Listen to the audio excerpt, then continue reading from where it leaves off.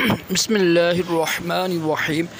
फरमान मुस्तफ़ा सल्लल्लाहु तआला अलैहि वसल्लम तुम्हारा मुझ पर दरूद पाक पढ़ना पुरस्लात के तरीक़े में नूर होगा। सल्लु अला हबीब सल्लल्लाहु तआला मुहम्मद। मुस्कुराना अज़ीम सुन्नत हमारे के रशद अतारी नूरी दवा खाने की तरफ से। और आप देख रहे हैं मुजरब नुस्खा। एक नुस्खा लेकर आया हूँ माहवारी हैज़ जो बंद हो जाता है ना, उसके हवाले से कोशिश करें।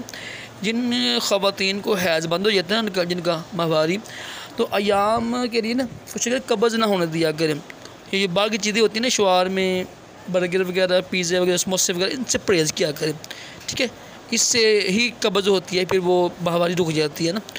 तो कोशिश करें बाकी चीज़ें कम किया इस्तेमाल करें। सब्ज़ी वगैरह घर में इस्तेमाल करें, फल इस्तेमाल करें। उसका ये इसको बना कर इस्तेमाल करें। इंशाल्लाह एक महीना इसकी बरकत से इंशाल्लाह अज़्ज़ व जल आपकी माहवारी खुल कर आएगी। जो बंद है वो भी इंशाल्लाह ठीक हो जाएगी। कोशिश करें परहेज़ किया करें, बाहर की चीज़ों से परहेज़ करें। जो है ना बेकरी की चीज़ें होती हैं और ये शवारमे, बर्गर, समोसे वगैरह, इनसे अगर परहेज़ करेंगे ना इंशाल्लाह फिर ठीक हो जाएगा। और माहवारी की कुछ वजूहात भी होती हैं, उनसे भी परहेज़ करें। कुछ ख़वातीन गलत हरकतें करती हैं, उसकी वजह से भी माहवारी बंद हो जाती है या ख़राब हो जाती है।